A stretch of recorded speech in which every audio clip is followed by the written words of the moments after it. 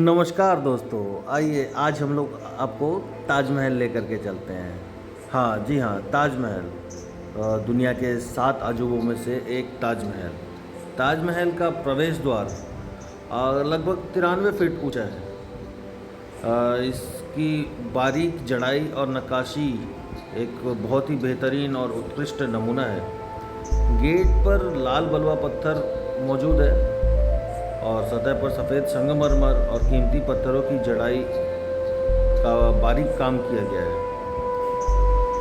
दरवाजे के बाहरी भाग में कुरान की कुछ आयतें भी हैं जो संगमरमर के सतह पर बिल्कुल अच्छी तरह अंकित है। तो चलिए आपको ताजमहल का दर्शन करवाते हैं। मध्यकालीन भारत में निर्मित वास्तुकला के नायाब नमूनों में से एक ताजमहल सबसे अनूठा है। मोहब्बत की निशानी समझी जाने वाली यह इमारत पूरी दुनिया में अपनी सुंदरता के लिए मशहूर है, जिसका देश के करीब 70 से 80 लाख सैलानी प्रतिवर्ष दीदार के लिए आते हैं। ताजमहल भारत के उत्तर प्रदेश राज्य के आगरा शहर में यमुना नदी के किनारे मौजूद है। इसका निर्माण मुगल बादशाह शाहजहां ने अपनी प्रिय बेगम मुमताज महल के याद में करवाया था। वास्तुकला में भारत की समृद्धि को प्रदर्शित करती यह खूबसूरत इमारत वर्ष 1983 से यूनेस्को विश्व धरोहर की सूची में शामिल है। इसके अतिरिक्त वर्ष 2007 में इसे विश्व के 7 नायाब अजूबों की श्रेणी में पहला स्थान दिया गया था। मीन्स 7 अजूबों में फर्स्ट प्लेस ताजमहल का था 2007 में। ताजमहल का निर्माण मुगल बादशाह शाहजहां 1632 में अपनी बेगम मुमताज महल के देहांत के बाद शुरू करवाया था, जो 1653 में पूरा हुआ था।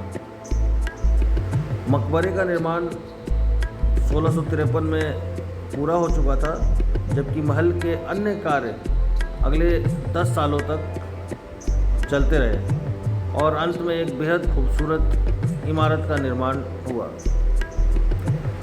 ऐसा माना जाता है कि ताजमहल परिसर 1653 में लगभग 32 मिलियन रुपए के अनुमानित लागत से निर्मित हुआ था, मीन्स बना था, जो इस समय वर्तमान में करीब 70 बिलियन रुपए, लगभग 956 मिलियन डॉलर यूएस डॉलर उसका अभी का अमाउंट है।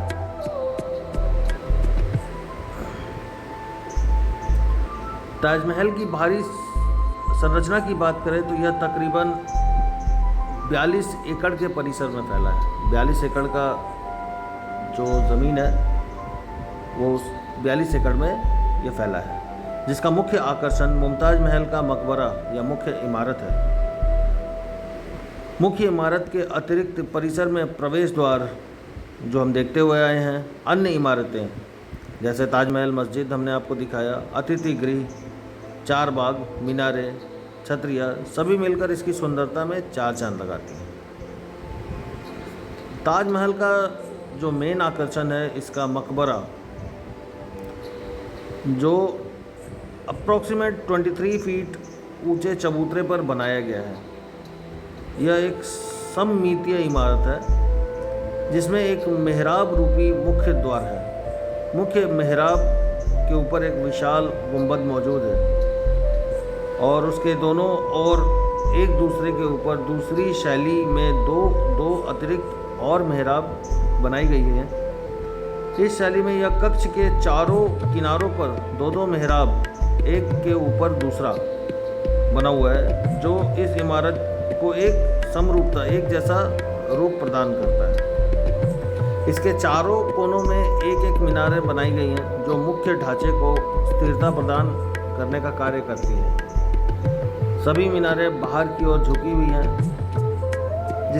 जिसके कारण वो देखने में सीधी दिखाई पड़ती है। इसके अलावा इन मीनारों की बाहर की ओर झुके होने का कारण एक यह भी है कि किसी भी आपदा जैसे भूकंप आ गया या कुछ अन्य आपातकालीन आपदा हो गई, तो मुख्य मीनारें जो ढांचे में गिरकर उसको नुकसान ना पहुंचाए। जो अपना मुमताज़ महल का मकबरा है, उस महल के अंदर, वो मकबरे के अंदर वो उसको नुकसान ना पहुंचाए, बाहर की ओर गिरे। और जो इसका प्रवेश द्वार है, जैसा कि मैंने आपको बताया, बहुत ही बेहतरीन है। करीब 93 फीट ऊंचा है वो। मस्जिद है और अतिथि गृह है। परिसर के मकबरे में मौजूद है ताज मस्जिद। इस परिसर की भव्यता को बढ़ाने का यह बेहतरीन नमूना है। मस्जिद का निर्माण भी लाल बलुआ पत्थर से किया गया था, जैसा हमने आपको अभी दिखाया, जिसमें कुछ स्थानों पर सफ़ेद आयताकार संगमरमर की जड़ाई की गई है। परिसर में मस्जिद का निर्माण मुस्लिम मान्यता के अनुसार किया गया है, जिसके प्रत्येक मकबरे के पास प्रार्थना स्थल होना अनिवार्य था। उस समय वैसा निर्माण करवाया गया है। मस्जिद जैसी एक अन्य और इमारत भी ठीक सामने की तरफ अथवा मकबरे के पूर्व की ओर किया गया है, जो अतिथि गृह है, मीन्स गेस्ट हाउस, मेहमान खाना। ये दोनों लगभग एक समान दिखते हैं। पूरे ताजमहल के कंपाउंड को, परिसर की वास्तुकला को बिल्कुल संतुलन प्रदान करती है, मीन्स एक जैसा अच्छा नमूना पेश करती है। अतिथि गृह को नकार खाना या जवाब के रूप में भी जाना जाता है।